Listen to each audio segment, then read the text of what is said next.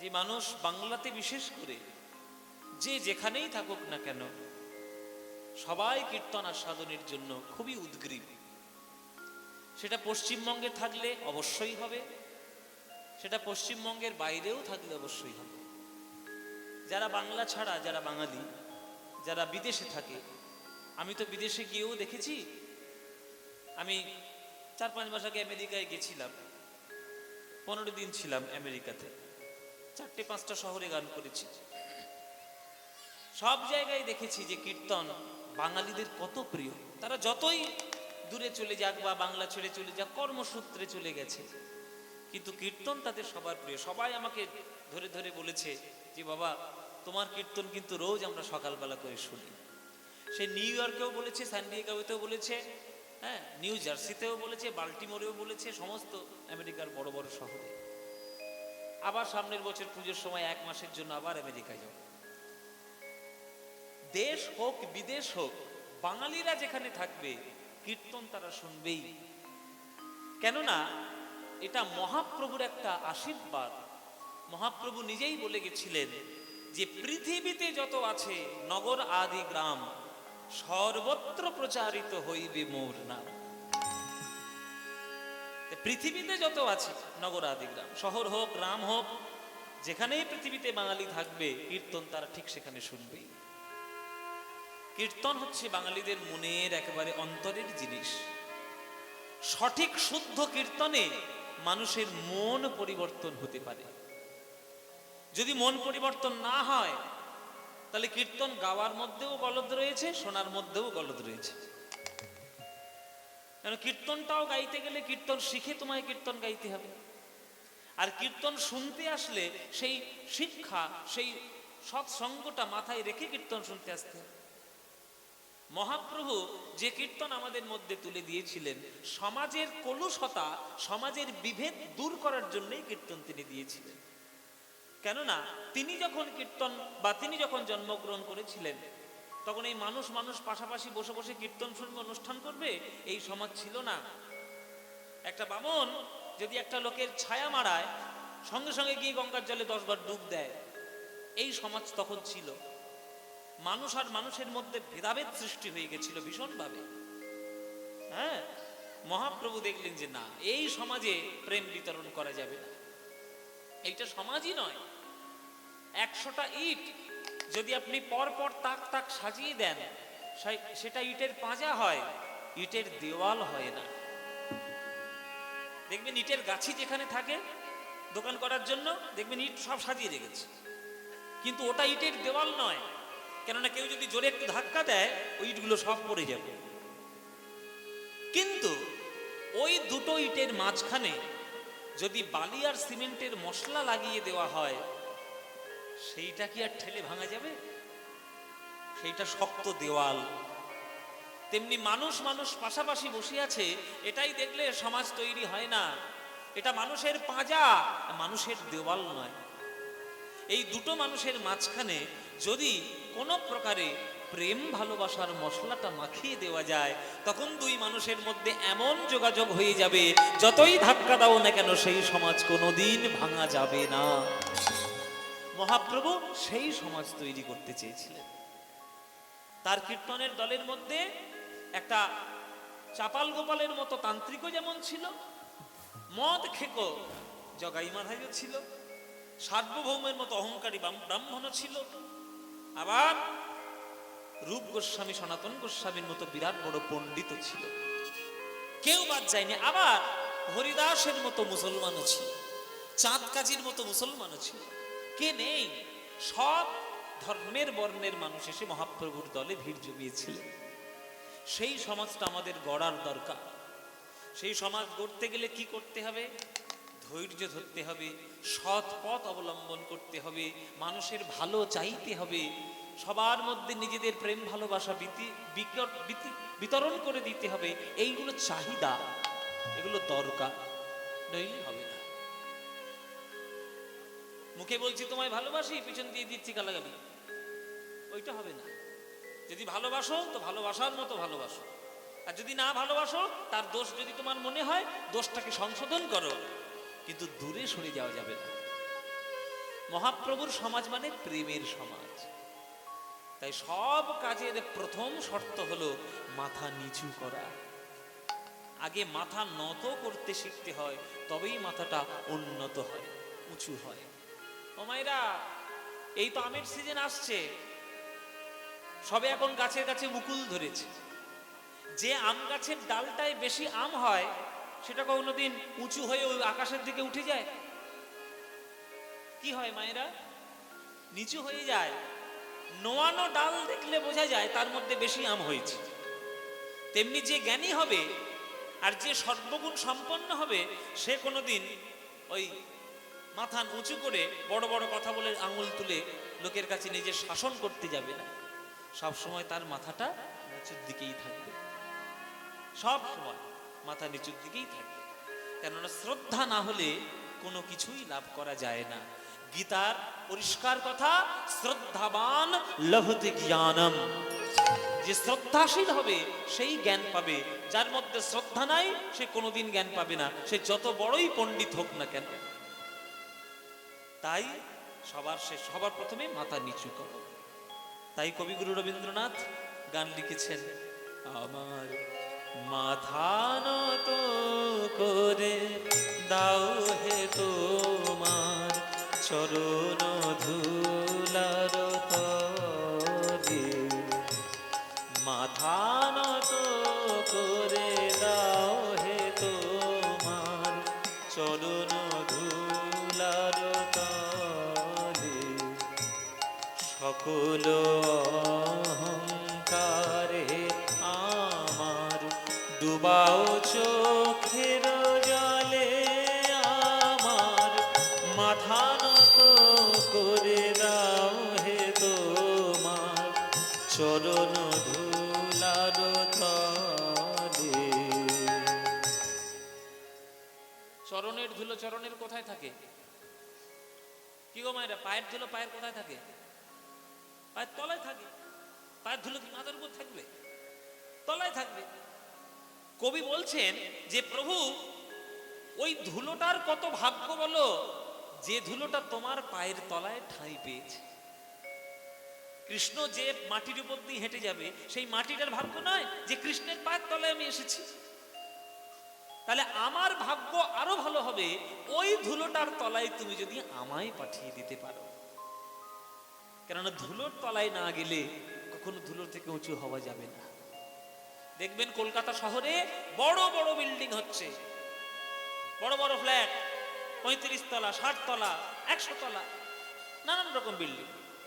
যত বড় বিল্ডিং উপরে উঠেছে ঠিক ততটাই গভীর ভিত মাটির মধ্যে কিন্তু রয়েছে। ভিতটা যদি শক্ত না হয় তুমি যত বড় বিল্ডিং তোলো না কেন নড়বড় নড়বড় করবে, ঠিক পড়ে যাবে।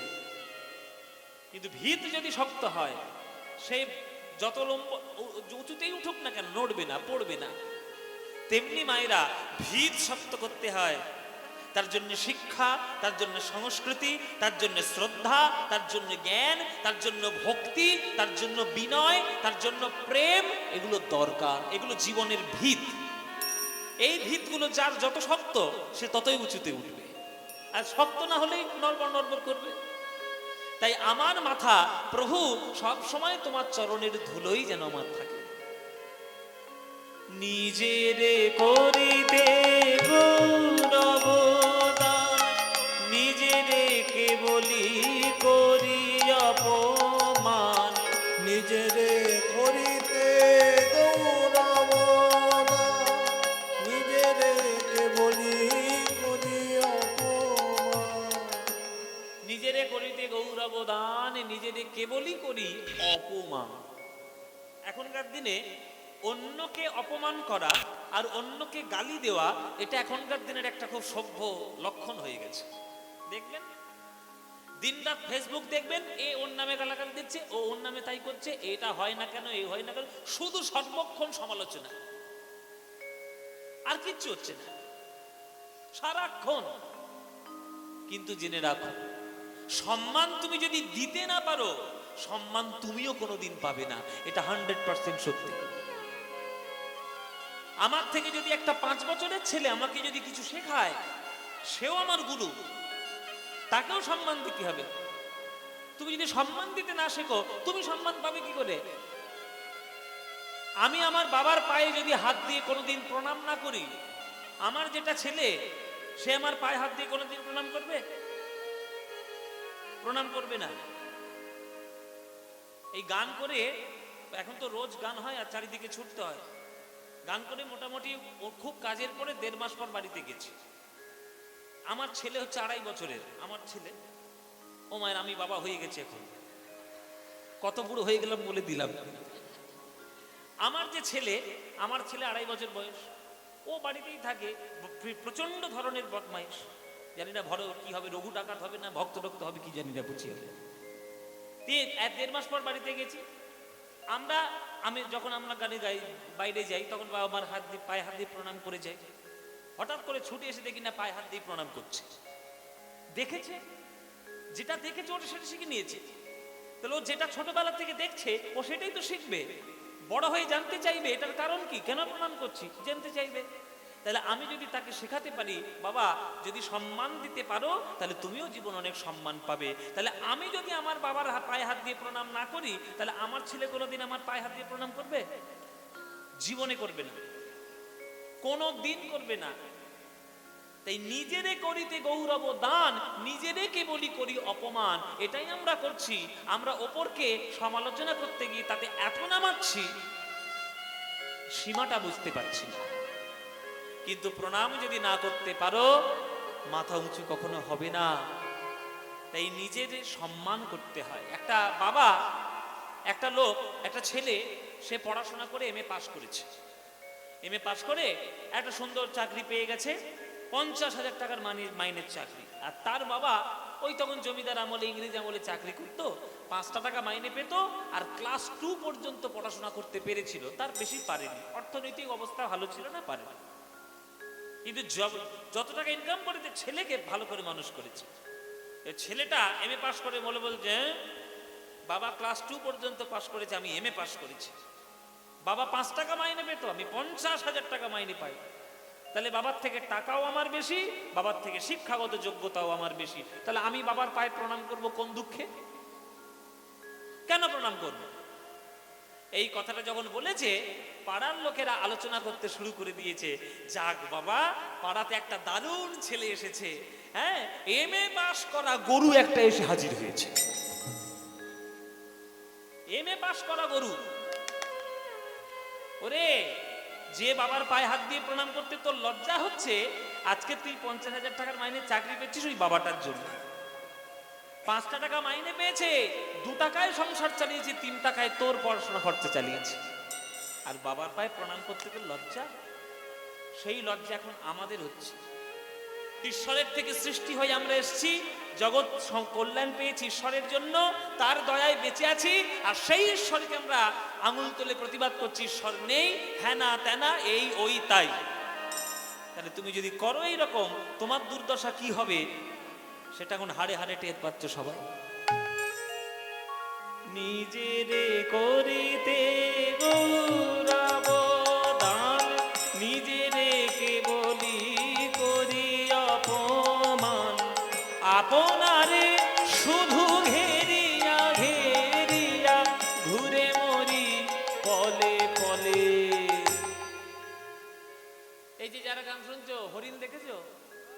হরিণ, হরিণ দেখনি? দেখেছো তো? ডিসকভারি চ্যানেল, ন্যাশনাল জিওগ্রাফি চ্যানেলে দেখেছো হরিণ? হরিণের সব থেকে সুন্দর জিনিস কি বলতো? হ্যাঁ, এর চোখ তুলে অন্ধ করে দিতে হবে। সবাই বলছে সিং, এ দেখেছে চোখ। তোর তো ব্যাঙের মতো চোখ, তুই হরিণের চোখ কি করছিস? কি গো মায়ের, হরিণের সিংটাই তো সব থেকে সুন্দর, সিংটা না? কিন্তু জেনে রাখো, যে সিংটা তার সৌন্দর্যের কারণ, সেই সিংটাই কিন্তু তার মরণের কারণ। কেননা বাঘ যখন তাড়া করে, তখন হরিণ বাঘের থেকেও জোরে দৌড়াতে পারে, কিন্তু সমস্যা সিং নিয়ে। ওই সিংটাই লতা পাতায় জড়িয়ে যায়, আর জড়িয়ে গিয়ে যখন আটকে পড়ে, তখন বাঘ এসে হালুম করে ওই গলার মধ্যে।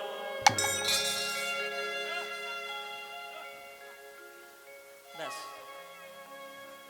তাহলে যেটাই তার সৌন্দর্যের কারণ সেটাই তার মরণের কারণ।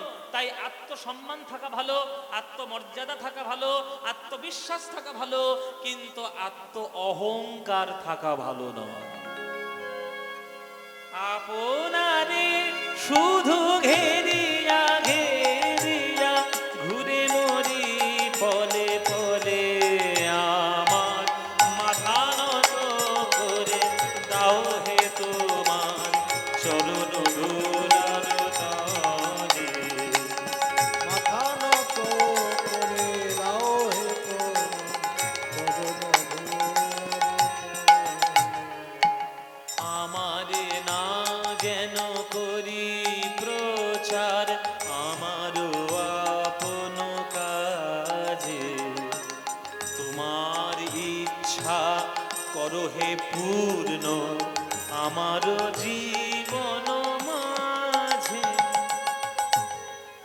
আপনারা যা কাজ করছেন, আপনারা কি ভেবেছেন আপনাদের ইচ্ছায় আপনি কাজ করছেন? জীবনে নয়, ওই উপরওয়ালা কৃপা করেছে বলেই আপনি বেঁচে আছেন। যা করছেন, যা পাচ্ছেন, যা খাবেন, যা খেয়েছেন, সব ওনার কৃপায়। আপনার কোনো ক্ষমতাই নেই, কোনো ক্ষমতা নেই আপনার। শুধু কাজটা করুন, যে যেমন কাজ করবে তার ফল সে তেমনি পাবে। জগতে সবাই রাজা হবে এটা হতে পারে না। কেউ রাজা হবে, কেউ মন্ত্রী হবে, কেউ দাস হবে, কেউ প্রজা হবে, কেউ সেনাপতি হবে, সব কিছু মিলে তবে একটা সমাজ। সবাই রাজা হতে পারে না। সবার জন্য জগৎ রাজা নয়, যা যা একজনই বসে আছে, যিনি বিশ্বব্রহ্মাণ্ড সৃষ্টি করেছে তো ওই উপরে বসে আছে, তিনি আমাদের রাজা। তার ছত্র ছায়ায় আমরা সবাই আমাদের রাজাকে বলে মনে করি, কারণ আমাদের রাজাকে গোবিন্দ কৃষ্ণই আমাদের রাজা। তার কৃপায় আমরা জগতে আছি। এই যে কীর্তন করতে পেরেছি বা কীর্তন করছি, এটা কার দয়ায়? ওনার দয়ায়। আমার মতো ছেলে তো অনেক ঘুরে বেড়াচ্ছে, কীর্তন সবাই করে? সবাই করে কীর্তন? পারবে না। আগের জন্মে হয়তো দু একটা ভালো কাজ করেছিলাম মায়েরা, আগের জন্মে দু একটা ভালো কাজে এই জন্মে একটু কৃপা হয়েছে, গলা থেকে সুর বেরোচ্ছে, একটু গান করতে পারছি, তাও আবার কীর্তন। সবার ভাগ্যে হবে? সবার ভাগ্যে হবে না।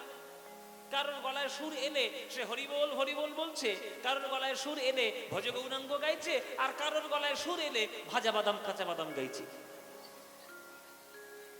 এবার আপনারা কি শুনবেন সেটা আপনাদের ব্যাপার। আপনারা কাঁচা বাদাম শুনবেন না আপনারা ভজ গৌরাঙ্গ শুনবেন, এটা আপনাদের ব্যাপার। সবার জন্য দর্শক রয়েছে, হ্যাঁ, সবার জন্য দর্শক আছে। ফুচকা দোকানেও যেমন ভিড় হয়, তেমনি ওষুধ দোকানেও ভিড় হয়। এবার কোন দোকানে গেলে আপনার সুস্থতা হবে সেটা আপনি জানেন। ওই জন্য আসুন আসুন আসুন, আমার জীবনের সবাই একটু উলুধ্বনি আর করতালি দিন।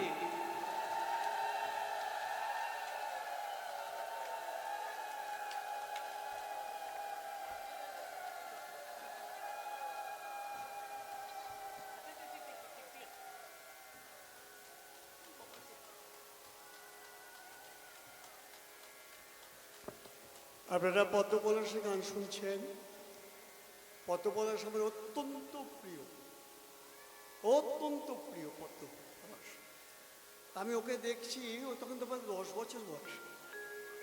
10 বছর বয়স থেকে গান গাইছি। ওর বাবা যে বেহালা বাজাচ্ছে, একটু উঠে দাঁড়া, তুই দাঁড়া, তোকে দেখায়।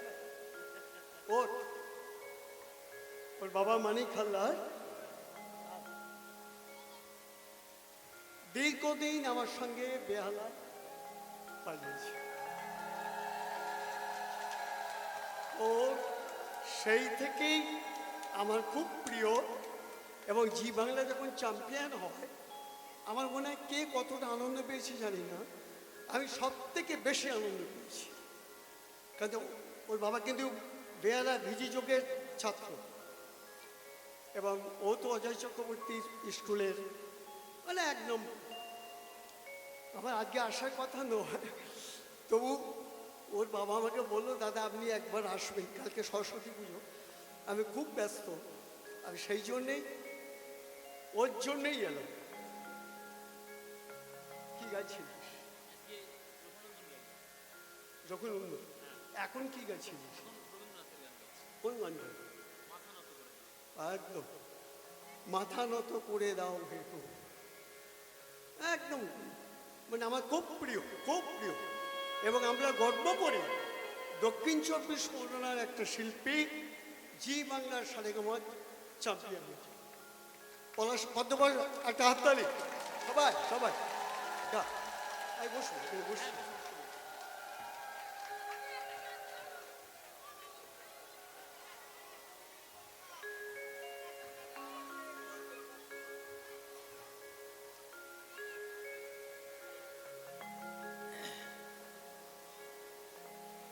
জয় নিতাই, জয় নিতাই। আমি জি বাংলা সারেগামাপার চ্যাম্পিয়ন হয়ে আমি যতটা পুরস্কৃত, সম্মানিত বা আনন্দিত বোধ করি, তার থেকে কোটি কোটি কোটি গুণ আনন্দিত বোধ করি তখনই যাদের কাছ থেকে ছোটবেলা থেকে মানুষ হয়ে আমার এত বড় হওয়া, তারাই যখন এইভাবে এসে আমাকে আসলে এইভাবে আশীর্বাদ করে। ও জি বাংলা সারেগামাপা চ্যাম্পিয়ন বাদ দিন, এই আশীর্বাদটা আমার জীবনের সব থেকে বড় পাওয়া।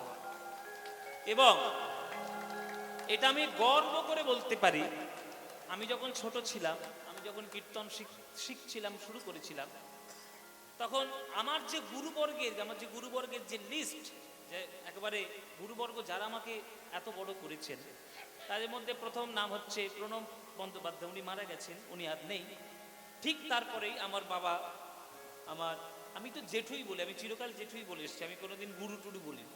আমি জেঠুই বলে এসেছি। জেঠু কেমন আছো, কেমন, সমস্ত কিছু। জেঠু দলে তখন ভায়োলিনটা বাজাতো। আর নরমের যজ্ঞ নিত্যানন্দ মিলন, আর হচ্ছে অগ্রদ্বীপের গোপীনাথ। হ্যাঁ, অগ্রদ্বীপের গোপীনাথ। আর একটা ছিল বাজিকর মিলন। এই চারখানা পালা। আর এখনো পর্যন্ত, এটাও এখনো বলছি, এখনো পর্যন্ত যে রাসলীলাটা আমি আসরে গাই, সেটা এনারই দেওয়া, এই গুরুদেবেরই দেওয়া। ওনারই দেওয়া রাসলীলাটা এখনো আমি আসরে গাই, যদি রাসলীলার প্রসঙ্গ আসে। এনাদের আশীর্বাদে আসরে বসে বসে গান শুনতাম, কেমন করে গাইছে, কেমন করে অভিনয় করছে। কেননা জেঠুর অভিনয় তো কীর্তন জগতের মধ্যে একবার সেরা অভিনয়, এটা একদম সেরা অভিনয় উনি করতেন কীর্তনের মধ্যে। ওই রকম আমরা ঝরঝর করে কাঁদতাম যখন গান শুনতাম, অগ্রদ্বীপের গোপীনাথ বা নরমের যজ্ঞ সঙ্গে শুনতাম। তো ওনাদের কোলেই ছোট থেকে বড় হওয়া। তো এই সব মানুষ যারা ছোট্টবেলা থেকে আমাকে দেখেছেন, বড় করেছেন, তারাই যখন আসরে এসে, আর একটা সব থেকে ভালো বৈশিষ্ট্য, আমি যখনই যেখানে গান করতে যেতাম, ওনার তখন তো একেবারে রাজত্ব চলছে দক্ষিণ চব্বিশ পরগনা এবং পশ্চিমবঙ্গ জুড়ে। যেখানেই আমি যেতাম গান শুনতে, সঙ্গে সঙ্গে আমাকে আসরে ডেকে নিয়ে, এটা আমার কোনো গুরু করেননি, কিন্তু এইটা একমাত্র উনি করেছেন। উনি আসরে আসলে ডেকে নিয়ে, এই উঠে আয় পলাশ, উঠে আয়, এই আমার ছাত্র পলাশ ছাত্র, আমার গান গাইছে, আমার কাছে গান শিখছে, আপনারা সবাই এর গান শুনবেন, আনন্দিত করবেন, আশীর্বাদ করবেন। এইভাবে প্রত্যেকটি আসরে আমাকে এইভাবে মানে আদর জানিয়েছে, আশীর্বাদ জানিয়েছে। হ্যাঁ, তো আজকের আমি শুনতে পেলাম এখানে গান করতে আসার আগে যে এনার এখানেই আত্মীয় বাড়ি এবং তিনি এখানেই আছেন। তো শুনে আমার মনে হলো যে আজকে তো যখন আছেই, আমি একটু পরেই নামটা বলতাম, কিন্তু আগেই উনি চলে এসেছেন স্নেহের জন্য। স্নেহ এনার এত আমাকে ভালোবাসেন। আপনারা ওনার দীর্ঘায়ু এবং সুস্থতা আপনারা গোবিন্দের চরণে প্রার্থনা করবেন। কেননা দক্ষিণ চব্বিশ পরগনার কয়েকটা শিল্পী আছে যারা কীর্তন জগতে নাম করতে পেরেছে, তাদের মধ্যে অবশ্যই দক্ষিণ চব্বিশ পরগনা শ্রীযুক্ত অরুণ কুমার চট্টোপাধ্যায়। অরুণ চট্টোপাধ্যায় আমার জেঠু, এনার নাম দক্ষিণ চব্বিশ পরগনা সবার থেকে প্রথম আসে। তারপরে ওনাদের আশীর্বাদে আমি একটু যা শিখেছি, ছোটোমুড়ি এই যতটুকু পারছি শিখেছি আর কি। তো সেইটুকু আপনারা গোবিন্দের চরণে প্রার্থনা করবেন যেন এইভাবে কীর্তন এগিয়ে যেতে পারে। নিতাই গৌর প্রেমানন্দে হরি বল। হ্যাঁ, তো আমারে যেন না করি প্রচার, আমার আপন কাজে তোমার ইচ্ছা করো হে পূর্ণ আমার জীবন মাঝে। যাচি হে তোমার চরম শান্তি, পরাণে তোমার পরম কান্তি। যাচি হে তোমার চরম শান্তি, পরাণে তোমার পরম কান্তি। আমারে আড়াল করিয়া নাড়া হৃদয় পদ্ম দলে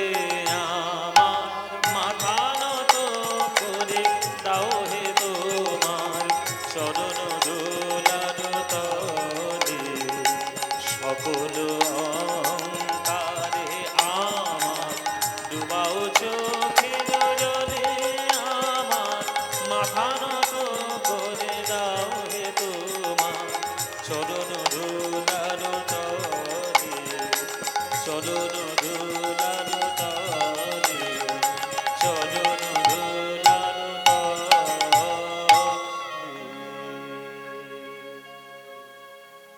রবীন্দ্রনাথ ঠাকুরের গান আমরা সাধন করলাম।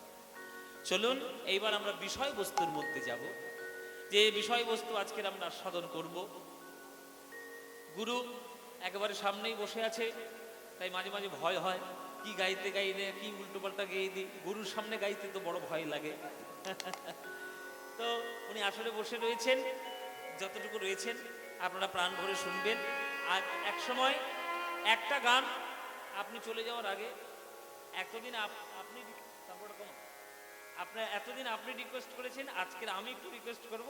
একটা গান আমার ওনার কণ্ঠে খুব প্রিয়, ওই গানটা হচ্ছে বলো কে তুমি দাঁড়ায় আছো মোর দ্বারে। এই গানটা আমি প্রথমে শুনেছিলাম জয় জগন্নাথ লীলায়। ওই লীলাটা আমার এত প্রিয় এবং ওনার কণ্ঠে গানটি এত সুন্দর লাগতো। আপনি যখনই যেতে চাইবেন, আপনার যখন আপনার মনে হবে, কিন্তু গানটা একটু গেয়ে আমাকে একটু আশীর্বাদ করে যাবে। চলো চলো, তো আজ আমরা লীলাটা শুরু করি। আজকে যে লীলাটা আমরা আজকে গাইব, সেই লীলাটা হচ্ছে আগামী কালকে যেটা প্রসঙ্গ, সেই প্রসঙ্গ অনুসারে। আগামীকাল কি? হ্যাঁ, সরস্বতী পুজো। এই সরস্বতী পুজোর দিনে বাংলাতে গৌড়ীয় বৈষ্ণব সমাজে অনেক অনেক গুরুত্বপূর্ণ ঘটনা হয়েছে। সেই ঘটনাগুলো সেই আপনাদের, তার মধ্যে একটা বিশেষ ঘটনা আমি শোনাবো। আগামীকাল যার জন্মদিন, সরস্বতী পুজো তো আছেই, সে তো আছে, বসন্ত পঞ্চমী, সরস্বতী পুজো, তার সঙ্গে আবার কালকে পড়েছে 14 ফেব্রুয়ারি। কি হয়েছে না হয়েছে এবার বুঝে নাও, অত বলা যাবে না।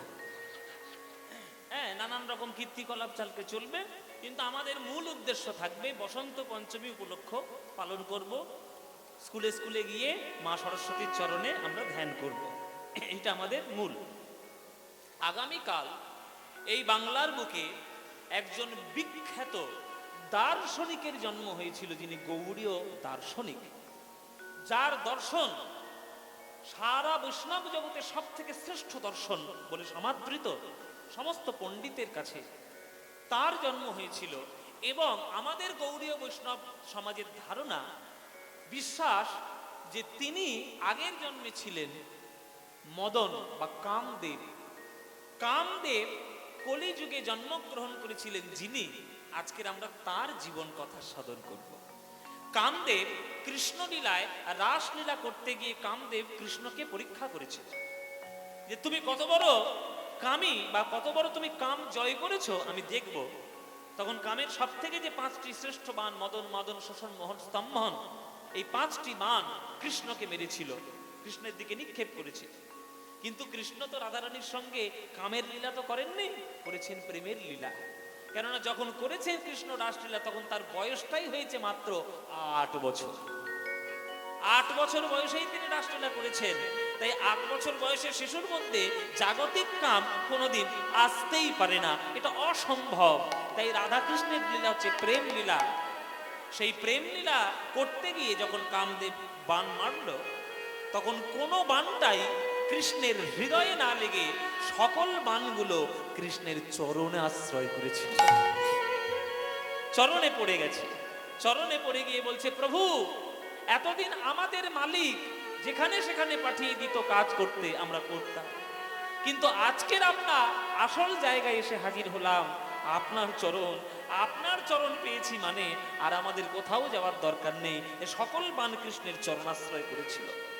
তখন কৃষ্ণ রেগে গিয়ে মদনকে অভিশাপ দিয়েছিল যে মদন, তোমার এত বড় স্পর্ধা, তুমি আমি কামী কিনা সেটা পরীক্ষা করার জন্য তুমি 5টি বাণ আমাকে নিক্ষেপ করলে। যে নরকুলে জন্ম নিয়েছি বলে তুমি আমায় মনে করেছো যে সাধারণ মানুষের মতো প্রেম লীলামি করতে এসেছি, আমি যে সেটা করতে আসিনি এটা তোমার জানা নাই। তাই আজকের বৃন্দাবনে দাঁড়িয়ে আমি তোমায় অভিশাপ দিলাম যে তোমার নরকুলে জন্ম হবে কলিযুগে,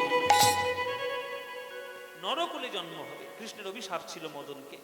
সেই মদনের অভিশাপ নিয়ে মদন দেবতা কলিযুগে যিনি জন্মগ্রহণ করেছিলেন, এই সরস্বতী পুজোর দিনেই আজকের আমরা তার জীবনে কথা সাধন করব, তার লীলা সাধন করব।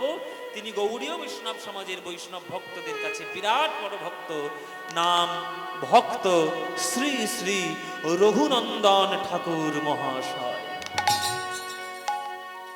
রঘুনন্দন ঠাকুর মহাশয়, এই রঘুনন্দন তার কথা আজকের আমরা সাধন করব। চলুন লীলা শুরু করা যাক।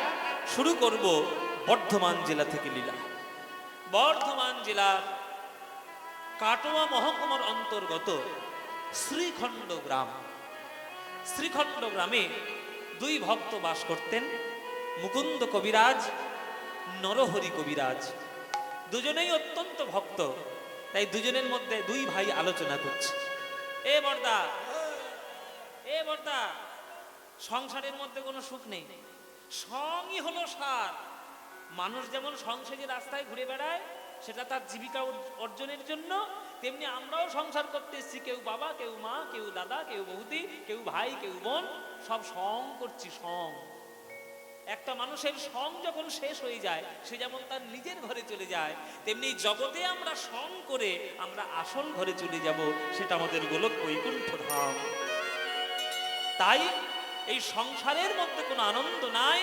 তাই দাদা চল, শুনেছি রাধা গোবিন্দ মিলিত তনু সোনার গৌরাঙ্গ নাকি কলিযুগে এসে লীলা করছেন। আমরা যদি আমাদের মন প্রাণ তার চরণে দিতে পারি, আমাদের জীবন ধন্য হয়ে যাবে। চল চল, আমরা তার কাছে যাব। এই বলে শ্রীখণ্ড গ্রাম থেকে নরহরি আর মুকুন্দ দুই ভাই সকাল বেলায় নবদ্বীপে এসে হাজির হয়েছে প্রভুর চরণে থাকবে বলে। আর প্রভু তখন সবাইকে নিয়ে হরিনামের মধ্যে মত্ত রয়েছে। হ্যাঁ, হরিনামের মধ্যে মত্ত রয়েছে। সুরধুনির তীরে তীর মহাবীর সই সমবয় বালক সঙ্গ সুরধুনির নিতাই গৌর হরি হরি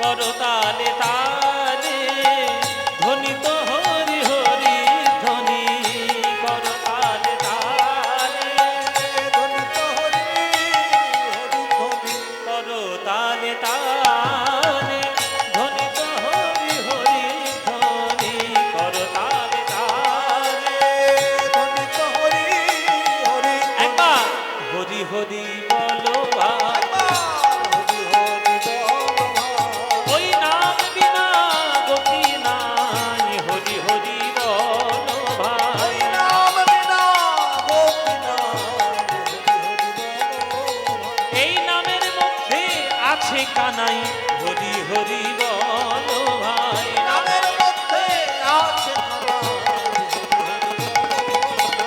করো তালে তালে ধ্বনিত হরি হরি ধ্বনি, করো তালে তালে নাচত নট বড় ভঙ্গ সুরধ্বনির তীরে তীর মহাবীর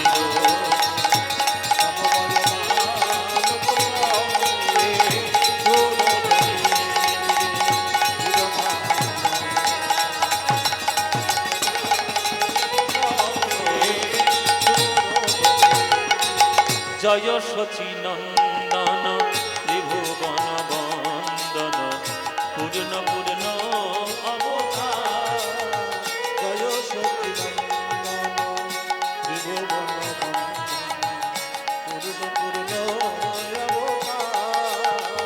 জয় শচী নন্দন ত্রিভুবন বন্দন পূর্ণ পূর্ণ অবতার, জয় শচী নন্দন।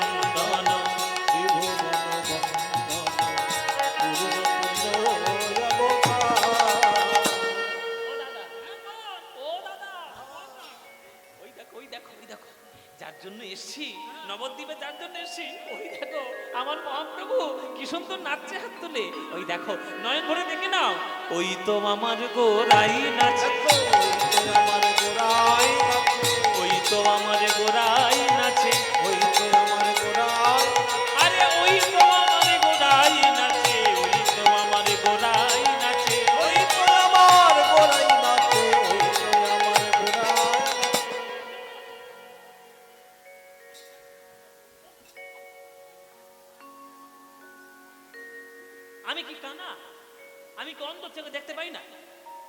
কানে ধারে কেটে বলছো গোড়াই নাচে, গোড়াই নাচে। আরে আমি তো দেখতেই পাচ্ছি গোড়াই নাচে, বলার কি দরকার?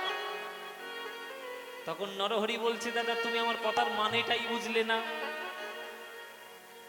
আমি তো বলেছি ওই তো গোড়াই নাচে, আসল কথা ওঠা নয়, একটু শব্দের হেরফের করতে হবে। ওই তোর সঙ্গে গোড়াইয়ের গোটা যোগ করে দাও, তাহলে বুঝবে। ভালো করে লক্ষ্য করে দেখো, মহাপ্রভু নাচছে বটে, কিন্তু ভালো করে লক্ষ্য করে দেখবে শুধু মহাপ্রভু নয়, ওই তো গো রাই নাচে, ওই তো গোড়াই নাচে, ওই তো গো রাই নাচে, ওই তো গোড়াই নাচে, অন্তরেতে শ্যাম নাচে, ওই তো গো রাই নাচে, ওটার অন্তরেতে শ্যাম নাচে, ওই তো গোড়াই নাচে, ওই অন্তরেতে শ্যাম নাচে, প্রেমানন্দে বাহু তুলে, অন্তরেতে শ্যাম নাচে, প্রেমানন্দে বাহু তুলে, অন্তরেতে শ্যাম নাচে, প্রেমানন্দে বাহু তুলে, অন্তরেতে শ্যাম নাচে, ওই তো গোড়াই নাচে, ওই তো গো রাই নাচে। आनंद लीलामय विग्रहाय हेमा दिव्य छवि सुंदराय तस्मै महाप्रेम रस प्रदाय चैतन्य चंद्राय नमो नमस्ते। মহাপ্রভু হলেন রাধা গোবিন্দের মিলিত তরু সোনার অঙ্গ, তার বাইরে যেমন রাধা ভাব, হৃদয়ে হলো কৃষ্ণ শ্যামের ভাব। হরিনাম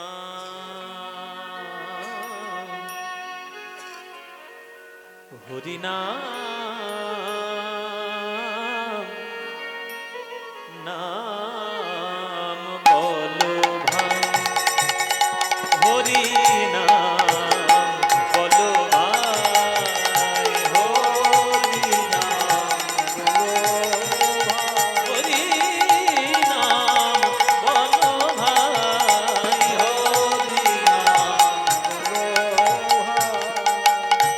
নাম বিনা কলি যুগে, নাম বিনা কলি যুগে, নাম বিনা কলি যুগে, নাম বিনা।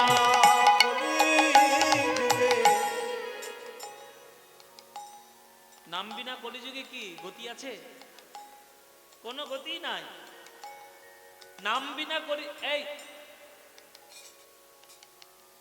হ্যাঁ এই এসো তো এখানে, অনেকক্ষণ ধরে দেখছো ওখানে, ওই যে ওখানটা, হ্যাঁ এখানে এসো। ও মায়েরা তোমরা কোন দিকে তাকাচ্ছ? আমি কাউকে ডাকিনি, মহাপ্রভু ডাকছে, আর এই কায়দাগুলো এনার থেকেই শেখা। এমন করে আসলে সিচুয়েশন তৈরি করে দেবে, মাথা খারাপ হয়ে যাবে, এনার থেকেই শেখা। আসলে মহাপ্রভু দুজনের মধ্যে একজনকে ডাকছিল। যে দুই ভাই এসছে না, নরহরি আর মুকুন্দ, মহাপ্রভু দেখছি যে অনেকক্ষণ ধরে, আমি নবদ্বীপের মনে হয় বাড়ি নয়, অন্য কোথাও বাড়ি দেখিনি কখনো, এই ছোট ভাইকে ডাকলেন, এই তুমি এখানে এসো।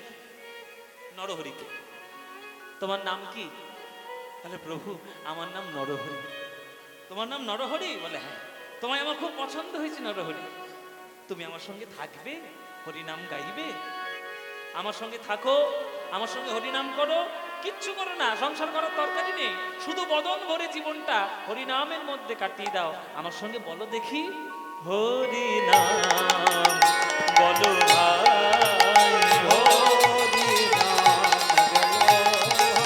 হরিনাম বলো ভাই,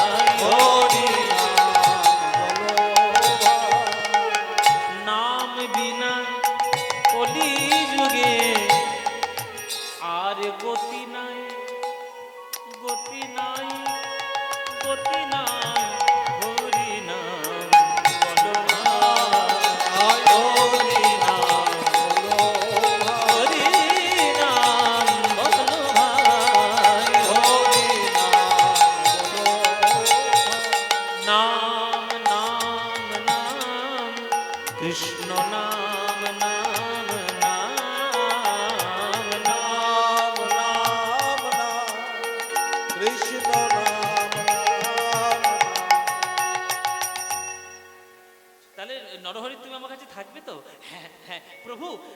থাকবোই। আরে থাকবো বলেই তো এসেছি, সংসার পরিত্যাগ করে। আমি একা নয় প্রভু, আমার দাদাও এসেছে, আমার বড়দা মুকুন্দ কবিরাজ, সেও আপনার চরণে থাকবে বলে এসেছে। আপনি যদি কৃপা করেন তাহলে আমি দাদাকে গিয়ে একবার ডেকে নিয়ে আসি। প্রভু বলছে দাদা, না না না দাদা, দাদাকে ডাকতে হবে না। তোমাকে বলেছি তুমিই থাকবে, তোমার দাদা আমার ভক্ত।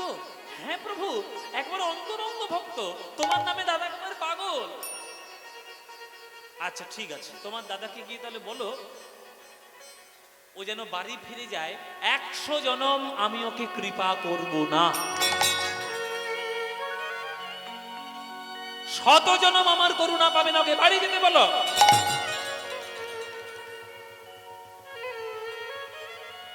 ভক্তরা সবাই স্তম্ভিত, কি প্রভু এমন কেন বললেন?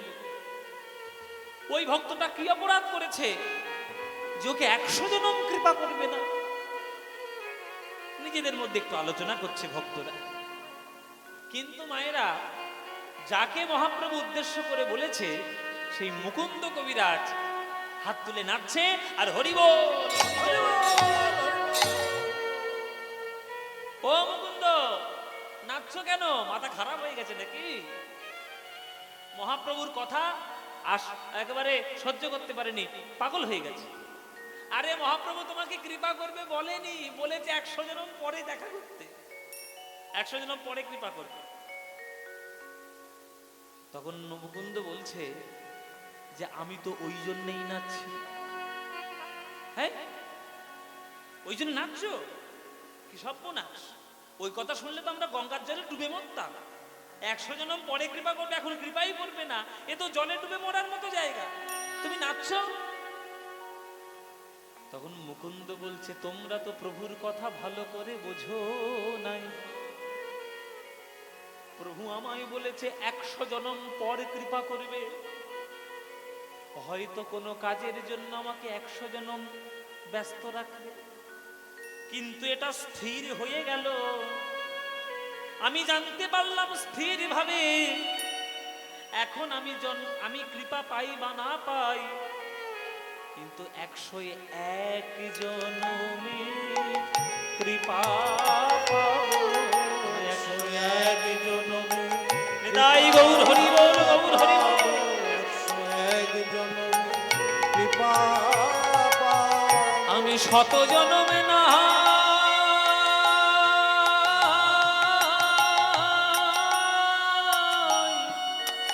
কেঁদে যাব, 101 জনমে কৃপা পাবো। 100 জনম না কেঁদেই যাব, 101 জনমে কৃপা পাবো। যেই এমন কথা বলেছে, মহাপ্রভু 2 বাহু তুলে বলছে ওকে আগে ডেকে দে, ওকে আগে ডেকে দে, ওকে কৃপা না করলে আমাকে দয়ার সাগর গৌর হরি কেউ বলবে না। মহাপ্রভু ছুটে গিয়ে মুকুন্দ কবিরাজকে বুকে জড়িয়ে ধরেছে। আমার কথার মানে তুমি ঠিক বুঝতে পেরেছো? আমি যে এই কথাটা বললাম এটা পরীক্ষা করার জন্য তোমায় বললাম, পরীক্ষায় তুমি উত্তীর্ণ। আমার আর ভক্তরা বুঝুক যে জীবনে কত ধৈর্যের দরকার হয়। ধৈর্য না থাকলে কখনো কিছু লাভ করা যায় না। আমরা তো খুব তাড়াতাড়ি সবকিছু সাফল্য পেতে চাই, সাফল্য এত সহজে ধরা দেয় না। একটা আমকেও পেকে থাকতে গেলে 2 মাস তাকে সময় দিতে হয়, তবে কাঁচা থেকে পাকা হওয়া যায়। জন্মে মাত্রই সে পাকা হয় না, জন্মাবার পরেই যে আম পাকা হয়ে যায় সে আম খাওয়ার যোগ্য নয়, তার মধ্যে অসুস্থতার লক্ষণ রয়েছে। তাই ধৈর্য না থাকলে গোবিন্দ চরণে না। তুমি প্রমাণ করে দিলে মুকুন্দ, তোমাকে 100 জনম পরে নয়, আমি এক্ষুনি কৃপা করব। আচ্ছা এসো মুকুন্দ, তুমি আমার কত বড় ভক্ত, সংসার পরিত্যাগ করে চলে এসছো আমার চরণে থাকবে বলে, কিন্তু সবার সংসারকে কি নষ্ট আমি করতে পারি? শোনো মুকুন্দ, নরহরি তোমার ছোট ভাই, নরহরিকে আমি আমার চরণে রেখে দিলাম, কিন্তু তুমি যেহেতু তোমার সংসারের বড়, যারা সংসারের বড় হয় তাদের অনেক দায়িত্বই থাকে, সেই দায়িত্ব তোমাকেও পালন করতে হবে। তাই তুমি যদি আমায় ভালোবাসো, আমি যা বলবো সেটা তুমি শুনবে। প্রভু, বলো প্রভু, কি শুনবো? তুমি যা বলবে আমি তাই শুনবো। তুমি যা বলবে, তোমার কথা আমার কাছে শাস্ত্র বাক্য, বেদ বাক্য, তুমি যেটাই বলবে আমি সেটাই পালন করবো। বলো প্রভু, কি করতে হবে? তাহলে শোনো, আমার আজ্ঞায় তুমি ফিরে যাও, ফিরে যাও শ্রীখণ্ডে, ফিরে যাও, ফিরে যাও, ফিরে যাও শ্রীখণ্ডে, ফিরে যাও, ফিরে যাও, যাও, যাও, ফিরে যাও, ফিরে যাও, যাও, যাও, ফিরে যাও, ফিরে যাও, ফিরে যাও, ফিরে যাও, ফিরে যাও শ্রীখণ্ডে, ফিরে যাও, ফিরে যাও, ফিরে যাও, শ্রীখণ্ডে ফিরে যাও।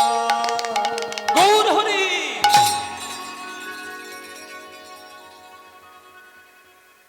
এই তুমি কি আজ্ঞা দিলে? এই তুমি কি আজ্ঞা দিলে প্রভু? আমার ভাইকে তুমি তোমার চরণে নিয়ে নিয়েছো, আর যে সংসারের ভয় আমি পালিয়ে এসেছি তোমার চরণে, তুমি আমাকে সেই সংসারে পাঠাচ্ছ। বলো, আমি কি এমন অপরাধ করেছি যে তুমি সংসারের পঙ্কিল আবর্তে আবার তুমি ফিরিয়ে দিচ্ছ? আমার অপরাধ কি?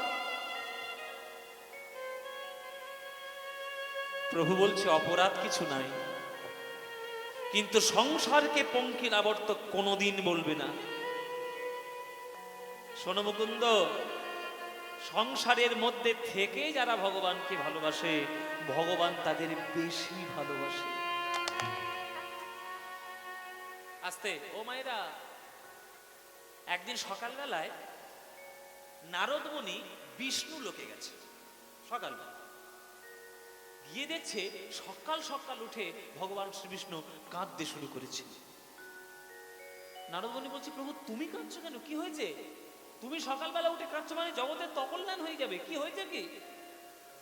তখন নারদ মুনির কথা শুনে প্রভু বলছে, ভগবান বলছে যে নারদ, এই সকালবেলা উঠে পৃথিবীর একটা ভক্ত আমার নাম করে ফেলেছে, আমার নাম নিয়ে ফেলেছে মুখে, তার জন্য আমি কাঁদতে শুরু করেছি। নারদ মুনি গেলেন রেগে, সারাক্ষণ বিনা যন্ত্র নিয়ে নারায়ণ নারায়ণ বলে আমি ঘুরে বেড়াচ্ছি, আমার জন্য জীবনে চোখের জল পড়েনি, আর কে কোথাকার রাম শ্যাম যদু মধু, তার জন্য তোমার কান্না বেরোচ্ছে? হ্যাঁ, তুমি আমার এই ভালোবাসো? তখন ভগবান বলছে, আমি তোমার জন্য কাঁদবো, তুমি আমার একটা কাজ করতে পারবে? কি কাজ করব? সারা জীবন অনেক কাজ করেছি, কি কাজ করবো বলো? ও মায়েরা, সোনার বাটিতে সর্ষের তেল এবারে কানায় কানায় ভর্তি করে বলে হাতে দিয়েছে, নাও, এটা নিয়ে একটু ব্রহ্মাণ্ড ঘুরে এসো দেখি। শর্ত একটাই, এক ফোঁটা তেল যেন মাটিতে না পড়ে। ঠিক আছে, এটা ঘুরে আনলে তুমি কাঁদবে তো? বলে হ্যাঁ কাঁদ। তুমি আসলেই কাঁদতে শুরু করবো। ঠিক আছে, এক বাটি তেল নিয়ে ঘুরতে শুরু করেছে। এবার ব্রহ্মাণ্ড ঘোরা কি জ্বালা, এইবার ঠালা বুঝবে। কোথায় পাহাড়, কোথায় পর্বত, কোথায় নদী, কোথায় সাগর, লাফাতে গিয়ে বলে বলছে সর্বনাশ, এই তেল পড়ে কি পড়ে না, পড়ে কি পড়ে না, এই বিনাটার জন্য যত ঝামেলা। নানান কষ্ট করে বিশ্ব ব্রহ্মাণ্ড ঘুরে ঘরে এসে বলছে, এই নাও তোমার তেল, এবার কাঁদো। বিষ্ণু ভগবান বলছে, আমি কাঁদো, এক্ষুনি কান্না শুরু করবো, একটা প্রশ্নের উত্তর দিয়ে দাও, এক্ষুনি কাঁদবো। কি প্রশ্ন? বলে, তেলের বাটিটা নিয়ে যখন ব্রহ্মাণ্ড ঘুরছিলে, আমার নাম মুখে কভার করেছিলে।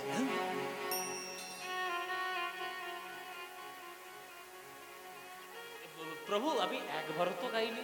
কেন? দিবারাত্র বিনা যন্ত্র নিয়ে নারায়ণ নারায়ণ, আজকে ভুলে গেলে কেন? তো তুমি কি আমার নাম করতে বলেছো? তুমি তো তেল নিয়ে ঘুরতে বলেছো। ওই তেল পরে কি পরে না, পরে কি পরে না, এই খেয়াল করতে গিয়ে নাম ভুলে গেছি প্রভু। বলে এইটাই তো আমার কান্না না হওয়ার কারণ। মাত্র এক বাটি তেলের খেয়াল করতে গিয়ে আমার নামটাই ভুলে গেলে, যেটা তোমার নাম মুখ থেকে কোনোদিন সরে যেত না। আর যারা সংসার করে তাদের এক বাটি তেলে চলবে? কত টিন টিন তেল লাগবে। তেলের খেয়াল করতে হয় চাল ডাল, বাবা মা, ছেলে মেয়ে, জায়গা জমি, ব্যবসা বাণিজ্য, টাকা পয়সা, ব্যাংক ব্যালেন্স, সকল চিন্তা করার পরেও রোজ সকালবেলা উঠে একবার করে চিন্তা করে আমার নাম করে। যে যাকে ভালোবাসে, যে যাকে ভালোবাসে, সারাদিন যতই কষ্ট তার হোক আর কাজ হোক, ঠিক তার একবার করে স্মরণ করবে। কি গো মাইরা, স্বামী যদি আপনাকে ভালোবাসে, তাহলে স্বামী সারাদিন যতই কাজ থাক আপনার নাম একবার করবে, আপনাকে একবার ফোন করবে। যে প্রেমিকাকে ভালোবাসে, সারাদিন পর অন্তত একবার প্রেমিকার কাছে ফোন করে বলবে কেমন আছো। এটা স্বাভাবিক ঘটনা। তাহলে যে ভগবানকে ভালোবাসে, সারাদিন যতই কাজ থাক সকালবেলা উঠে তার নাম ঠিক একবার করবে। তাই নারদ, সংসার আসল দুঃখের জায়গা নয়। দুঃখ আমাদের মনে, আমরা মনের মধ্যেই তাকে সম্মান জানাতে পারি না, তাই আমাদের দুঃখ। তাই মুকুন্দ সংসারকে পঙ্কিলাবর্ত বলবে না, সংসারে ফিরে যাও, বিবাহ করো, সংসার করো, আর আমার কাজগুলো পালন করো। দারে দারে গিয়া চরণ ধরিয়া, দারে দারে গিয়া, দারে দারে গিয়া জীবের চরণ ধরিয়া, দারে গিয়া চরণ ধরিয়া হরি নাম, হরি নাম বিলাও, ফিরে যাও, ফিরে যাও শ্রীখণ্ডে, ফিরে যাও, ফিরে যাও, ফিরে যাও শ্রীখণ্ডে, ফিরে যাও, ফিরে যাও শ্রীখণ্ডে, ফিরে যাও। বেশ প্রভু, তাই করব, তাই করব। আমি ফিরে যাব, আমি সংসার করব, আমি বিবাহ করব। দাঁড়াও, আমি যেগুলো যেগুলো বলবো সেগুলোই করব, নিজের ইচ্ছা মতো না। বিবাহ করবে, সংসার করবে, এটা সাধারণ কথা। আসল তোমার কাজ তিনটে। মায়েরা ভালো করে শুনে নাও, চঞ্চল হবে না। আসল কাজ তিনটে। কি কি? প্রথম কাজ হলো, তোমার বংশে রয়েছে সোনার গোপীনাথ ঠাকুর, ওই গোপীনাথ ঠাকুরের নিত্য সেবা যেন বন্ধ না হয়। এক নম্বর। দুই নম্বর, তোমার পরিবারের কাজ হচ্ছে লোকের চিকিৎসা করা, কেননা তুমি কবিরা। ও মায়েরা, আয়ুর্বেদিক যারা চিকিৎসা করে তাদেরকে আগেকার দিনে বাংলা ভাষায় কবিরাজ বলা হতো। তুমি যেহেতু কবিরাজ, লোকের চিকিৎসা করতে যেন কোনোদিন ভুলো না। তোমার দ্বিতীয় কাজ, কেননা চিকিৎসা করে যদি তুমি কারোর মনে শান্তি দিতে পারো, জানবে স্বয়ং ভগবানকে শান্তি দিয়েছে। গীতায় বলা আছে, ঈশ্বর সর্বভূতানাং হৃদয়ে সূর্যেন তিষ্ঠতি, মায়া রূঢ়ানি যন্ত্ররূঢ়ানি সর্বভূতানি মায়য়া। শান্তি যদি দিতে পারো, তুমি কাজ করবে ভগবান। 2 নম্বর। আর তৃতীয় কাজ হলো, সকল কাজ হয়ে যাওয়ার পর আমার কাজ অনুসারে দুয়ারে দুয়ারে যাবে, হাতে পায়ে ধরবে, আর নাম বিতরণ করে সংসারের মধ্যে হরিনাম প্রচার করবে। এই 3টে কাজ। ঠিক আছে? হ্যাঁ প্রভু, ঠিক আছে প্রভু, এই 3টে কাজ নিয়ে আমি চললাম। তাহলে তোমার আজ্ঞা নিয়ে আমি আসি? হ্যাঁ, যাও যাও যাও যাও। প্রভুর আজ্ঞা পাইয়া মুকুন্দ চলিল, শ্রীখণ্ড গ্রামেতে আসি উপনীত হলো। মুকুন্দ মনে মনে ভাবছে, প্রভুর কৃপায় আমি 3টে কাজ পেয়েছি, এই কাজ করেই আমার জীবন কাটাতে হবে, এটাই আমার ধর্ম। প্রভু ছাড়া কেউ নাই, গৌরাঙ্গ ছাড়া গতি নাই। তাই যেখানেই যাব সবার চরণ জড়িয়ে ধরে আমি গৌর নাম কৃষ্ণ নাম প্রচার করব। ভজ গৌরাঙ্গ কহ গৌরাঙ্গ লহ গৌরাঙ্গের নাম রে। ভজ গৌরাঙ্গ গৌরাঙ্গের নাম। এই গানটা ভাল লাগে? হ্যাঁ ভাল লাগে? হ্যাঁ সত্যিকার ভাল লাগে? ও মায়েরা সিরিয়ালের দিব্যি, এরা সিরিয়াল দেখতে এত ভালোবাসে, দিব্যি না দিলে কথা শুনবে না। তোমারা বলো, মন খোলসা করে বলবে, সিরিয়াল বেশি ভাল লাগে না কীর্তন বেশি ভাল লাগে? কীর্তন। তাহলে ভালো যখন বাসো এই গানটা আমার সঙ্গে করতালি দিয়ে গাইতে পারবে তো? তাহলে ভজ গৌরাঙ্গ কহ গৌরাঙ্গ লহ গৌরাঙ্গের নাম রে, এই গানটি তোমরা যারা যারা ভালোবাসো না একবার উলুধ্বনি দাও জোরে।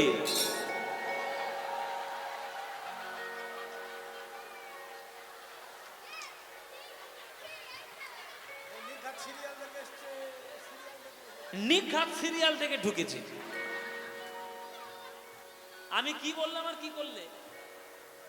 এই আজকে সারাদিন কীর্তনের একবারে চোনা হয়ে গেল। 50 কেজি দুধে 1 ফোঁটা চোনা। আমি বলেছি যারা যারা হরিনামটা ভালোবাসো না তারা উলুধ্বনি দিচ্ছ।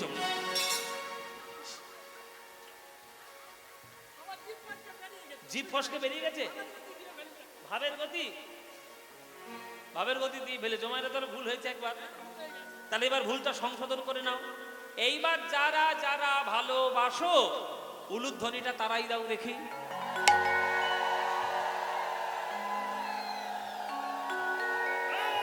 বাহ, না না ভালোবাসে, ভুল করে দিয়ে ফেলেছে, কি করবে? তাহলে ভালো যখন বাসো তাহলে করতালি দিয়ে এই গানটা গাইবে। সারেগামাপা এই গানটা গেয়েছিলাম জানো তো? দেখেছিলে সারেগামাপা? সারেগামাপায় যেদিন এই গানটা গেয়েছিলাম সেদিন বোম্বে থেকে একটা বিরাট বড় আর্টিস্ট এসেছিল, তার নাম বিনোদ রাঠোর। তিনি এই গানটা শুনেছিলেন, তা তিনি সেদিন সামনে ছিলেন, তাকে শুনিয়েছিলাম। আজকে আপনারা সামনে বসে আছেন, আপনাদের শোনাই। করতালি দিয়ে আমরা সবাই মিলে গাইব। ভজ গৌরাঙ্গ কহ গৌরাঙ্গ লহ গৌরাঙ্গের নাম রে। বলো ভজ গৌরাঙ্গ।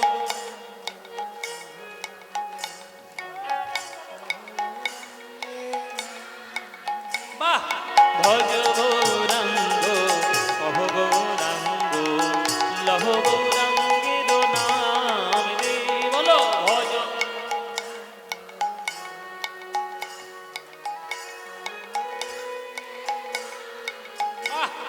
যে জনা গৌরাঙ্গ ভজে সে হয় আমার প্রাণ রে। যে জনা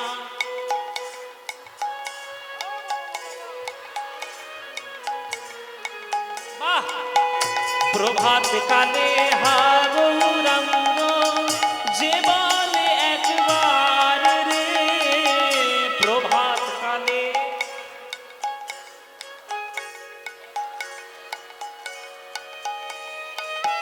সেই জন আমার হয়, আমি হই তার রে। বলো সেই জন।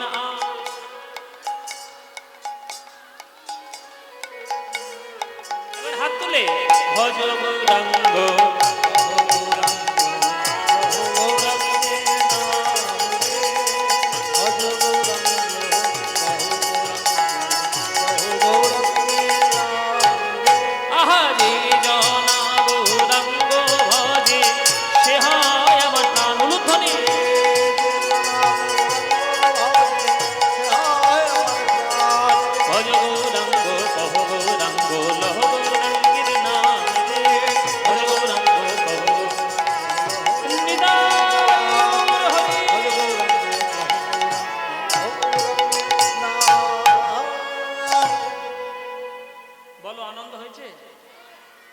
এই আনন্দর কোথাও পাবে?